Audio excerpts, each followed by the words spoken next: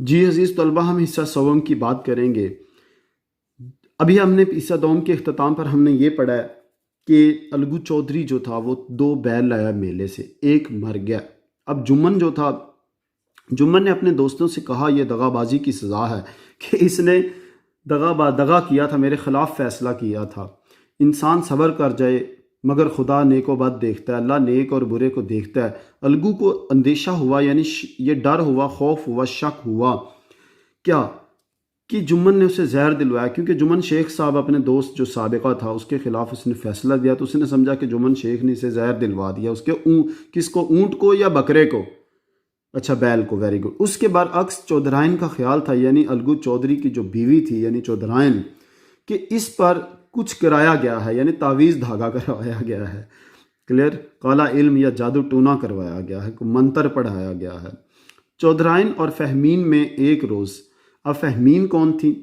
یہ جمن شیخ کی بیوی ہیں، تو فہمین شیخ آپ کہہ لیں عارضی طور پر، تو پتہ چلے جمن شیخ کی، اور چودھرائن جو ہے الگو چودھری کی، سپریٹو چودھری کی بیوی ہیں۔ ایک دن زور و شور سے ٹھنی یعنی ان بن ہوئی، لڑائی ہوئی، جھگڑا ہوا، بحث و تکرار ہوا۔ دونوں خواتین نے روانی بیان کی ندی بہا دی، یعنی بیان کی تیزی سے، اتنی تیزی سے وہ بولیں جیسے کہ بولنے کی، الفاظ کی ندی بہا دی۔ تشبیہات اور استعاروں سے باتیں ہوئیں، ایک دوسرے کو ایک دوسری چیز سے کہ جیسا قرار دے کر اور دوسری چیز قرار دے کر، استعارہ یعنی میٹافر جو ہوتا ہے، باتیں ہوئیں۔ تشبیہ میں عزیز طلبہ ایک چیز کو، ایک انسان کو دوسری چیز جیسا، دوسرے انسان جیسا قرار دیتے ہیں، جبکہ استعارے میں اس چیز کو وہی قرار دیتے ہیں۔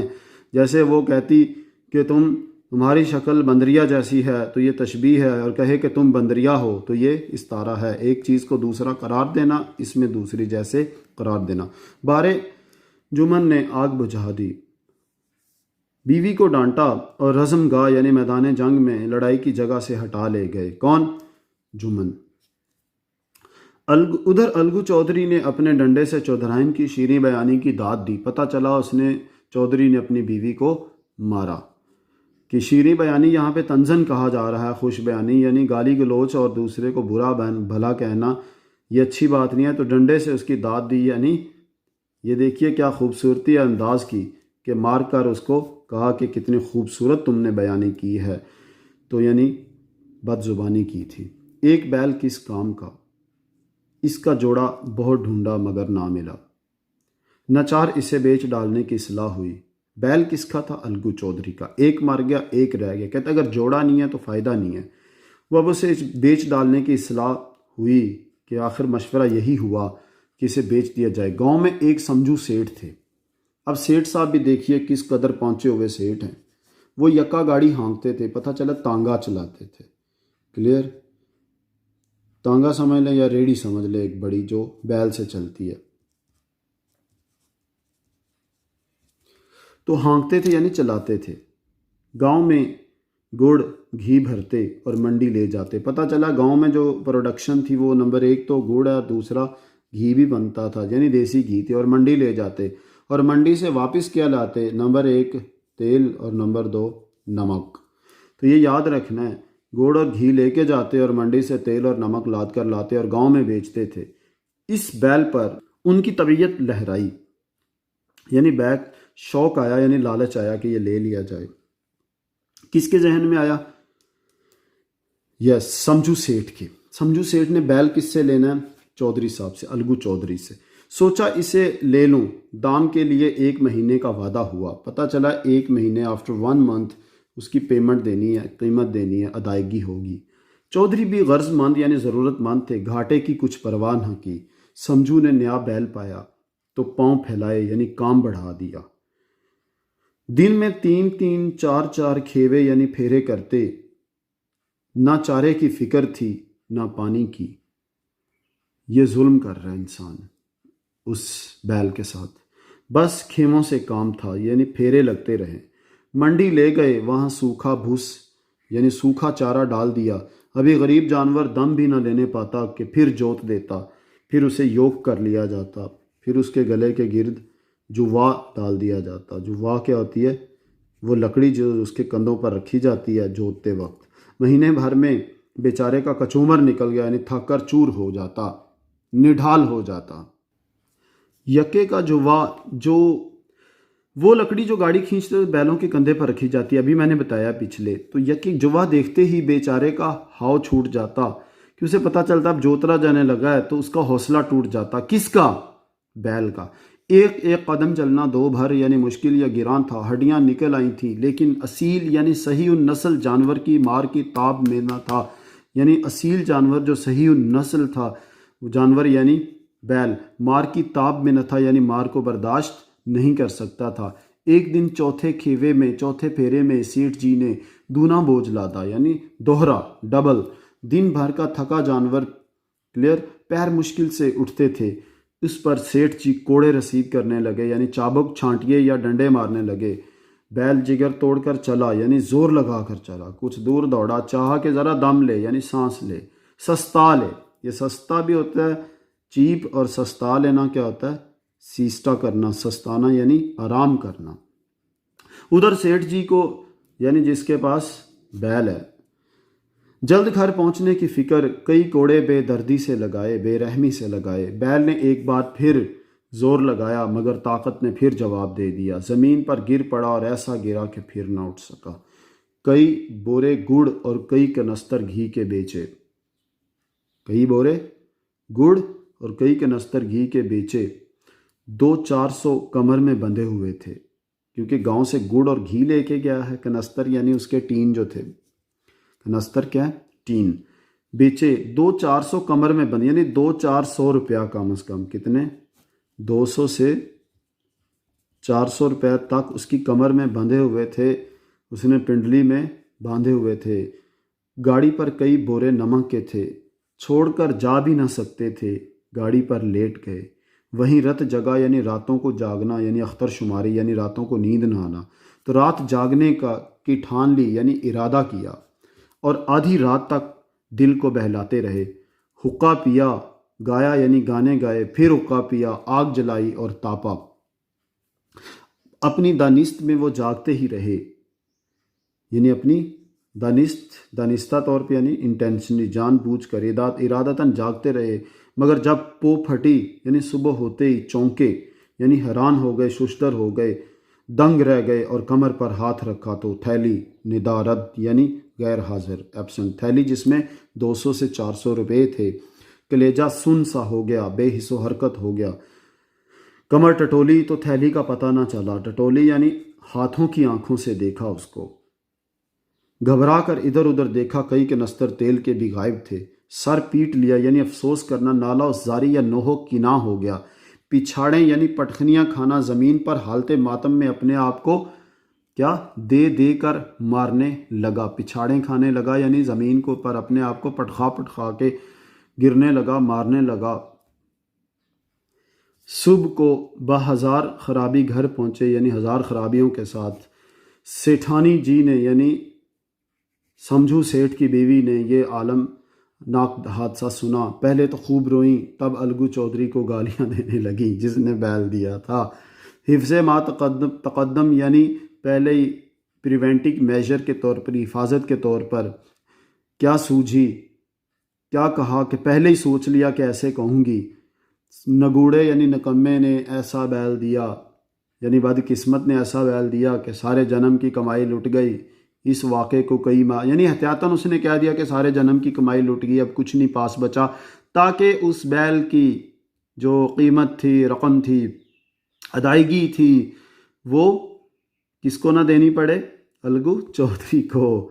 और इस वाक़े को कई माह गुजर गए। अलगू जब अपने बैल की कीमत मांगते तो सेठ और सेठानी दोनों झिलाए हुए कुत्तों की तरह चढ़ बैठते, यानी गुस्से के मारे, झिलाए हुए गुस्से के मारे कुत्तों की तरह चढ़ बैठते, यानी हमला कर देते, इस पे अटैक कर देते अल्फाज का। यहाँ सारे जन्म की कमाई मट्टी में मिल गई, फ़कीर हो गए, उन्हें दाम की पड़ी है।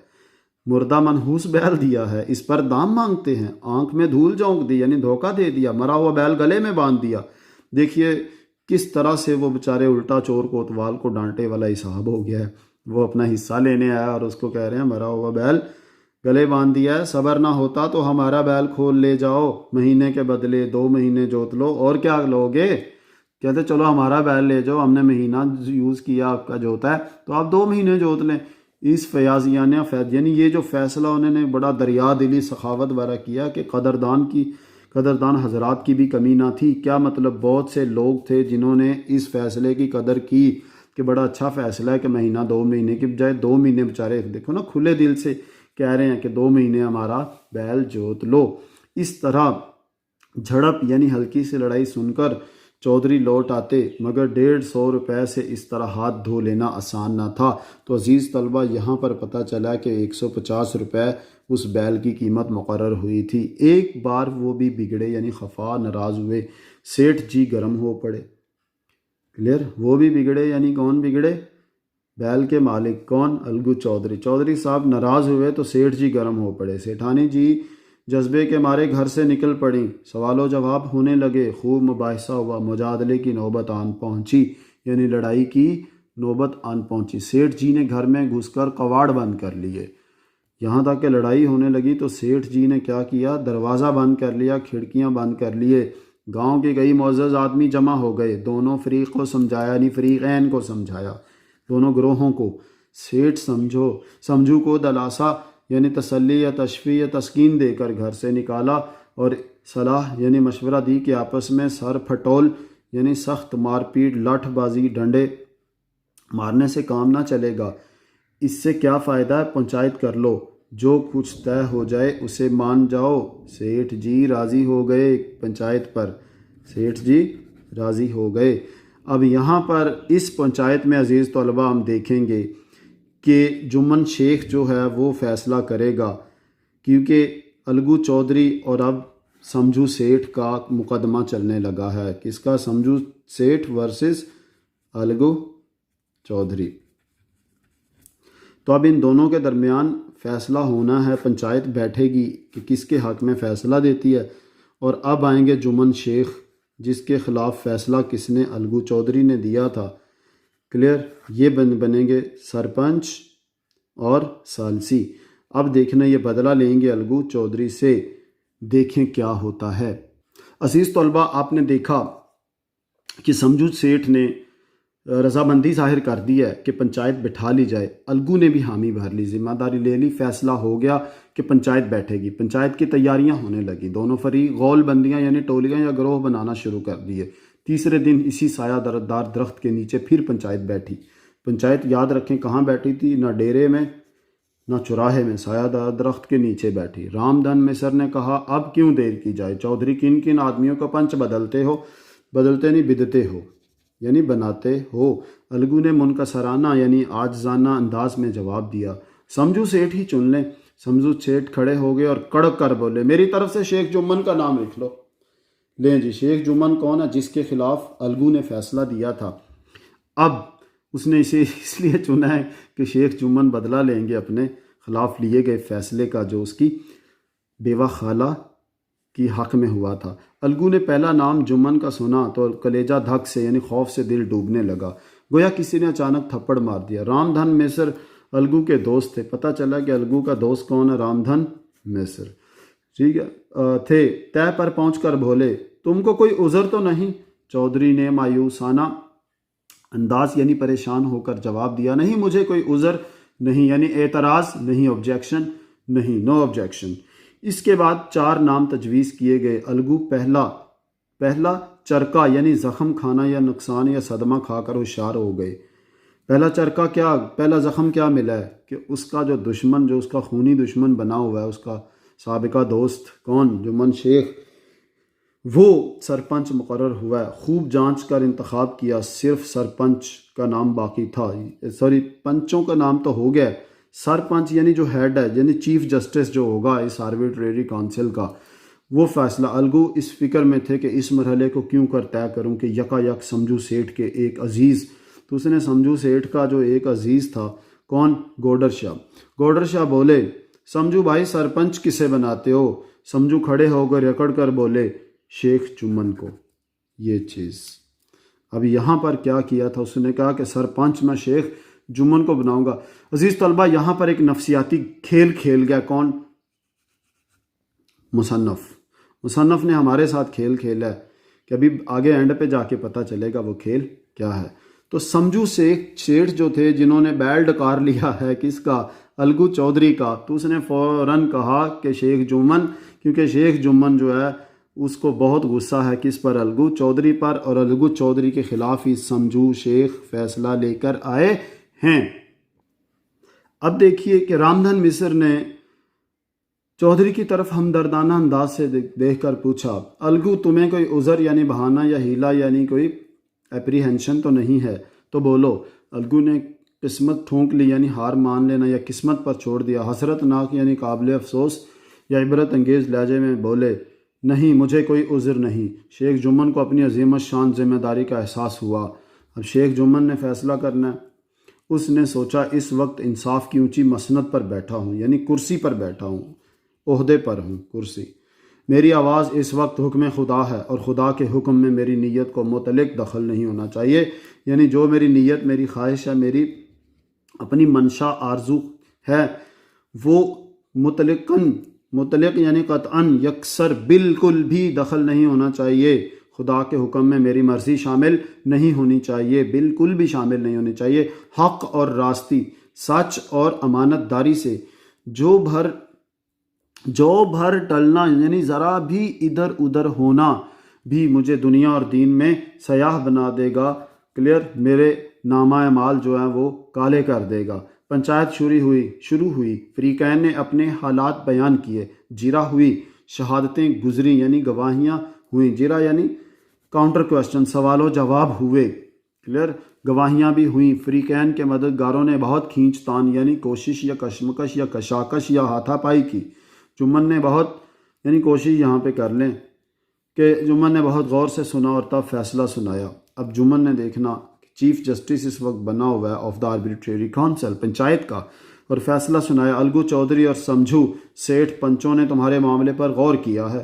سمجھو کو بیل کی پوری قیمت دینا واجب ہے، یعنی اب سمجھو ہے وہ بیل کی پوری قیمت ادا کرے گا۔ عزیز طلبہ کس کو، جلدی بتائیں کس کو؟ ویری گڈ، الگو چودھری کو۔ جس وقت بیل ان کے گھر آیا اس کو کوئی بیماری نہ تھی، اگر قیمت اسی وقت دی گئی ہوتی تو آج سمجھو اسے واپس لینے کا ہرگز تقاضا نہ کرتے، ہرگز کبھی بھی تقاضا نہ کرتے۔ رام دھن مصر نے کہا، قیمت کے علاوہ ان سے تاوان یعنی جرمانہ یا قصاص یا کفارہ یا ڈنڈ یا جرمانہ، یہ ریپیٹ ہو گیا، بھی لیا جائے گا۔ قیمت بھی نہیں بلکہ ان سے تاوان یعنی جرمانہ بھی ہوگا۔ سمجھو نے بیل دوڑا کر مار ڈالا۔ جمن نے کہا اس کا اصل معاملے سے کوئی تعلق نہیں۔ پتہ چلا کہ اس کا، سمجھو نے کہا جی، سمجھو نے بیل دوڑا کر مار ڈالا۔ جمن نے کہا اس کا اصل معاملے سے کوئی تعلق نہیں۔ گوڈر شاہ نے کہا سمجھو کے ساتھ کچھ رعایت ہونی چاہیے، ان کا بہت نقصان ہوا ہے اور اپنے کیے کی سزا مل چکی ہے۔ جمن بولا اس کا بھی اصل معاملے سے کوئی تعلق نہیں، یعنی اس وقت جمن نہیں رہا، یہ بدلے کی آگ سے بھرا ہوا جمن شیخ نہیں ہے بلکہ ایک انصاف کی مسند پر بیٹھا ہوا ایک آربیٹریری کونسل یعنی پنچایت کا ایک جج ہے۔ یہ الگو چودھری کی بھل منسی یعنی وزاداری یا شرافت پر انحصار ہے کہ وہ اسے کچھ ڈسکاؤنٹ دیتے ہیں یعنی رعایت دیتے ہیں یا نہیں۔ یہ فیصلہ سنتے ہی الگو چودھری پھولے نہ سمائے یعنی بہت خوش ہوئے۔ 1 گھنٹے بعد جمن شیخ الگو کے پاس آئے اور ان کے گلے لپٹ کر بولے، یعنی بغل گیر ہو کر گلے لگ کر بولے، بھیا جب سے تم نے میری پنچایت کی ہے میں دل سے تمہارا دشمن تھا، مگر آج مجھے معلوم ہوا کہ پنچایت کی مسند یعنی کرسی عدل پر بیٹھ کر نہ کوئی کسی کا دوست ہوتا ہے اور نہ دشمن۔ تو عزیز طلبہ یہ ایک عجیب کیفیت ہوتی ہے انسان جب کسی حق فیصلہ کرتا ہے دو لوگوں کے مابین میں، کلیئر۔ اللہ تعالیٰ نے حکم دیا اعدلوا هو اقرب للتقوی کہ عدل کرو، یہ تقوی کے بہت قریب ہے، یعنی اگر پرہیزگار بننا ہے تو قریب ہے کہ تم پرہیزگار بن جاؤ گے اگر عدل کرو۔ سو وہاں پر اللہ کا حکم اللہ کی زبان ہو جاتی ہے، جو عادل کی، جسٹس کی، منصف کی، انصاف کرنے والے کی۔ انصاف کے سوا اسے کچھ اور نہیں سوچتا، یعنی نظر نہیں آتا، اس کے ذہن میں خیال نہیں آتا، گمان نہیں ہوتا، صرف دل چاہتا ہے کہ صرف انصاف ہو، چاہے بدلے میں جان چلی جائے۔ الگو رونے لگے، دل صاف ہو گئے، دوستی کا مرجھایا ہوا درخت پھر سے ہرا ہو گیا، اب وہ چاولوں کی زمین پر نہیں، حق اور انصاف کی زمین پر کھڑا تھا۔ کس کی؟ حق اور انصاف۔ یہ کچھ چاولوں کی زمین نہیں تھی، اپنے زمینوں میں نہیں تھا۔ Thank you very much.